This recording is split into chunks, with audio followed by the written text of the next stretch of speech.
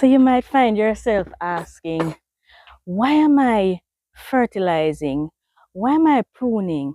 Why am I watering my plants and I'm still not getting the result that I'm looking for? What could I be doing wrong?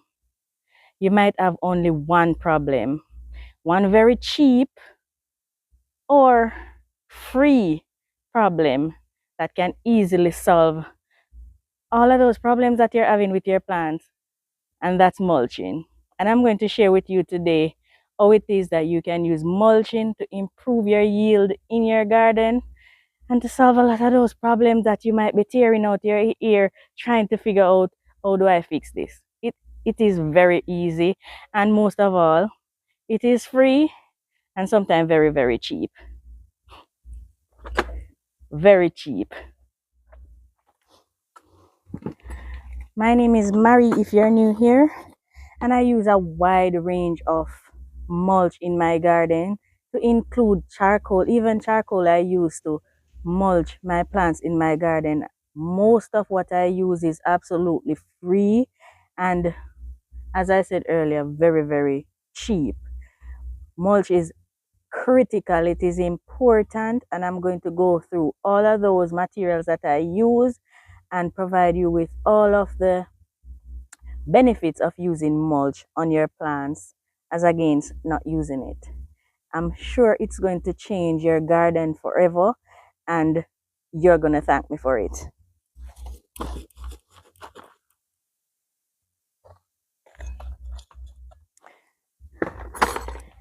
These onions, they are long overdue some mulching, and that's not due to the fact that they were not mulched before. They were, but the mulch I use, it breaks down and feed the soil, and so I have to replenish.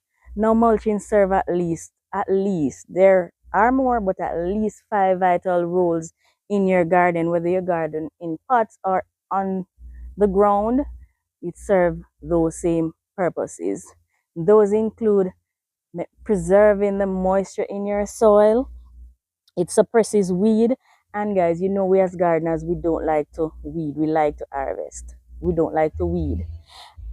It regulates the temperature of the soil. It protects against soil erosion, and it also improves the soil health by adding organic matter to the soil.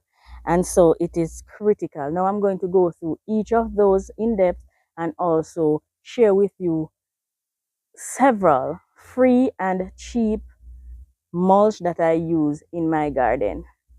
As I said earlier, I'm sure it will improve your garden as well. All right, so let's quickly get into it. Let's delve into this goodness.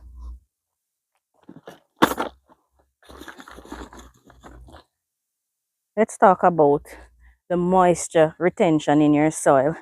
Now, this is chicken manure that I'm using as my first free mulch that I utilize in my garden.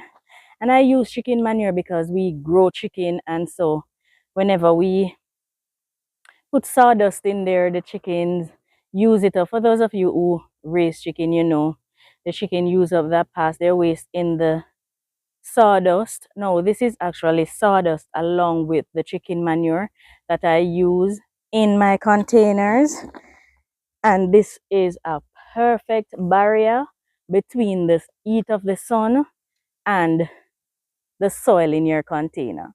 So it prevents the soil from evaporating easily. You will have some evaporation taking place because it is heat, and eventually the moisture will find its way through, but it takes a longer time for the soil to lose that moisture through evaporation, with this mulch causing that barrier between the sun and your soil.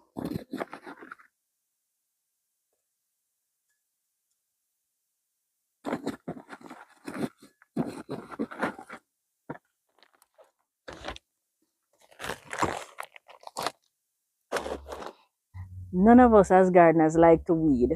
I don't like to weed. I rather to be planting than weeding.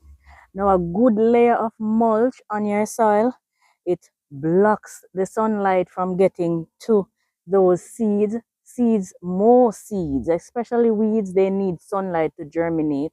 So when you have that layer of mulch on the soil, it blocks the sunlight and significantly reduces, you chances are you might find a few, but it significantly reduces the chance of those seeds germinating. And so you have more time to do your gardening and less time weeding.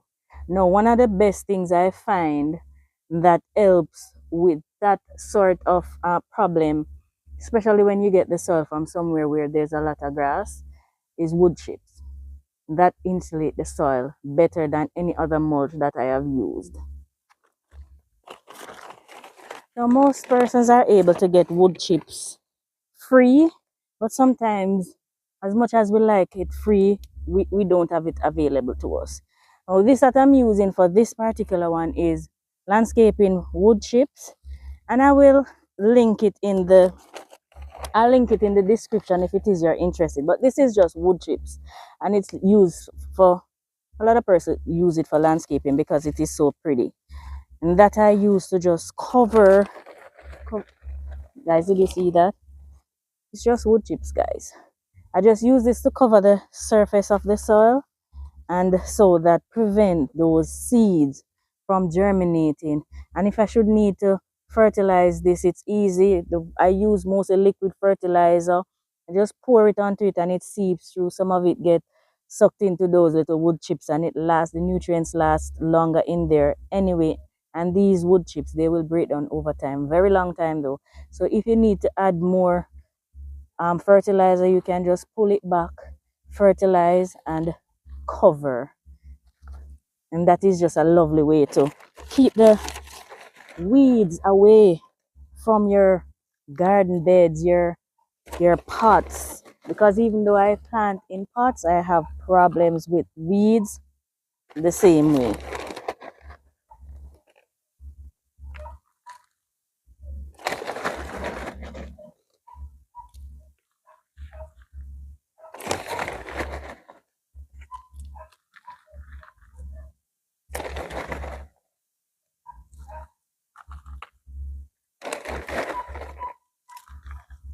Just like so.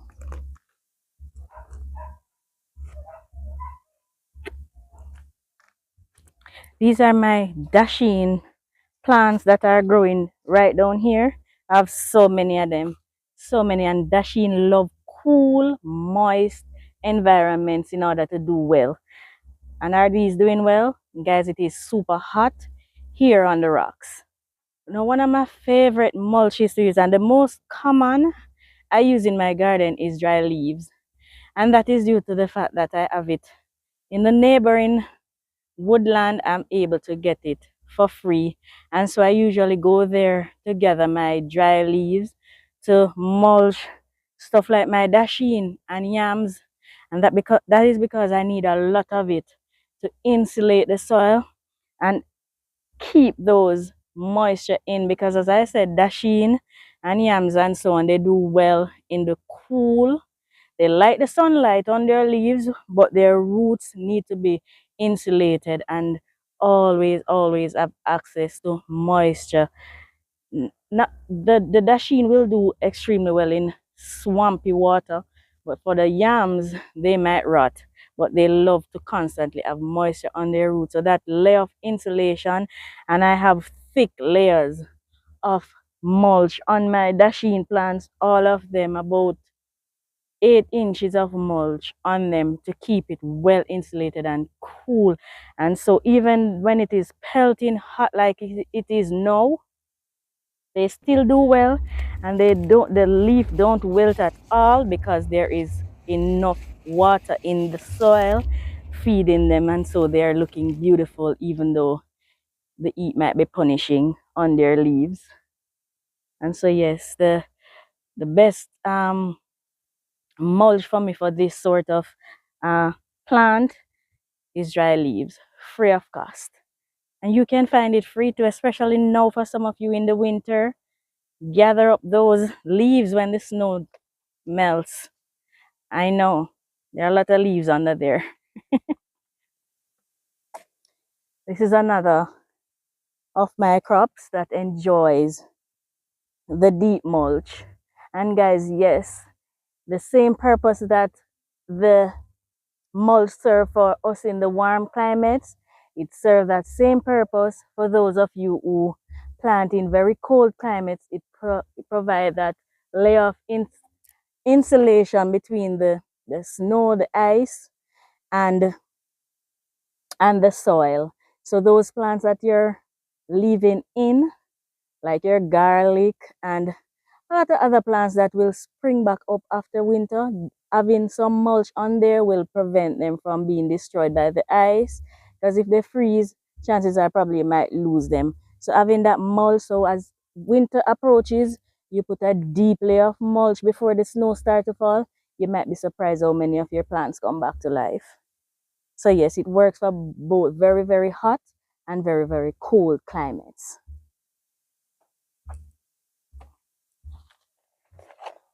Now, when we think about soil erosion, we might think about flooding, soil being washed away by flood waters and so on, but that's not always the case. Even for container gardeners like myself, we do have problems with soil erosion, and providing a layer of mulch will prevent the soil from being splashed out when we water it, when it becomes too dry and the wind take your soil away, because that does happen. So all of those are ways in which your soil can be eroded and you lose valuable soil that you really need to be providing nutrients to your plants. Now, this is charcoal, and this is also one of the things that I use for mulching. Now, charcoal not only provide a layer between the elements and the soil, but it also retains the nutrients in your soil whenever you water, especially if you use a liquid fertilizer or you inoculate the charcoal before putting it in your container. It retains that nutrient, so it doesn't only retain moisture in your soil, it also retains the nutrients that your plants need and release it gradually so your plant can enjoy that which you feed them. And all you need to do is just provide a layer of charcoal on top of your soil. This don't need to be pulled back when you're fertilizing. You just simply fertilize, especially with your liquid fertilizer. The coal will absorb some of that nutrients, as well as it will prevent those nutrients in the water in your soil from evaporating too quickly and from eroding essentially. So that's another one if you're able to get free, and this one is fairly reasonably cheap. So that's another very economical way to retain nutrients and moisture in your soil, in container or on the ground.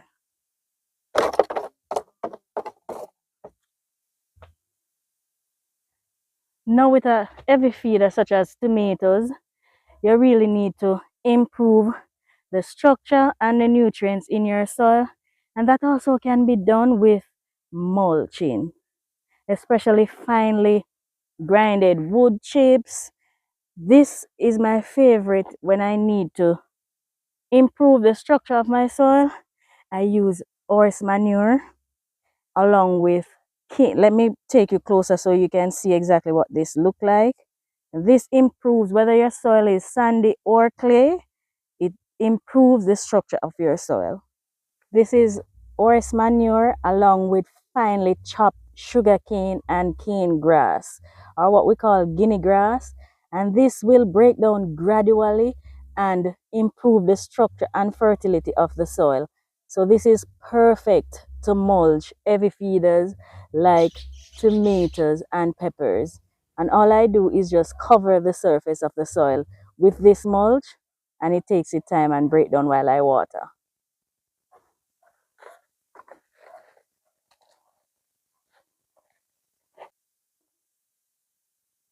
There's a ticks. I couldn't tell when I see a ticks. Where did this ticks come from?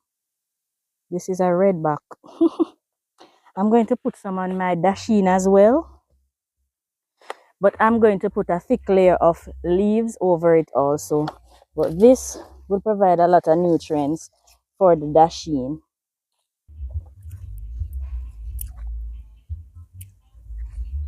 These are beautiful. Moving closer to home, guys. Now these are rocks that I have in here. You might be asking, what are you doing with rocks? Rocks can be used as mulch as well.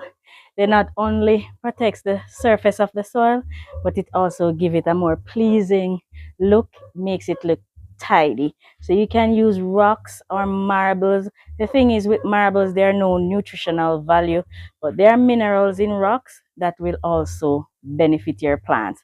You cover the surface of the soil with your rocks. It not only protects and insulate the soil, but it also looks very pleasing. It's beautiful to look at. Now, in closing, just a few important things to note. You want to ensure that you're using the right mulch for the right plants. You don't want to use big, thick leaves to cover very small plants and suffocate them. So if it is that it is small plants, you use lighter mulch, and so you'll know your plants, so you'll know exactly how to mulch them to keep that soil moist and to keep those roots fed. And the second point I'd like to make is you have to replenish. If you note, all of what I showed you except the rocks are organic material that are going to eventually break down. So as soon as those mulch breaks down and feed the soil, you want to replace those mulch in those containers or on the ground wherever you do your deep mulch. I always consider my containers deep mulch gardens in little containers. So whenever it gets depleted, wherever you get your mulch from, some cities offer it for free. You just need to request it. You keep replenishing your soil with those mulch and your garden will do better. Now, once your garden start doing better, come back and leave comments on the whichever video you're watching for that day and let me know how well it is working for you. I want to thank you so much for your support. I want to thank those persons who just joined the family. Thank you for coming. Thank you for being a part of Farming on the Rocks. We appreciate you. For those persons who have been sharing the videos, I appreciate you so much. Please continue to do so. Thank you so much for subscribing. Thank you for liking. Thank you for leaving your comments and your questions. And if it is I don't answer adequately, feel free to ask a follow-up question. I'll do my best to answer all of your questions. Thank you again for the support, for the super thanks. I appreciate each and every one of them. And for products that I've used in the video, I'll try and link in the description for ease of shopping for you, and it is at no extra cost to you. All right, thanks again for the support, guys, and I hope you took something from this video. Please continue to leave your comments. As I said, I appreciate all of them. It means the world to me. All right, I'll see you in the next one. To my members, I left the best for last, didn't I? Thank you so much for being there for us. We appreciate the contribution. For those of you who've asked how to become a member, the join button, unfortunately, is not available for our country as yet, but for persons in the United States and elsewhere, the join button is down under the video right there. That's how you become a member to support Farming on the Rocks. All right, guys. Thank you and take care for now. See you tomorrow in the next one. Bye-bye.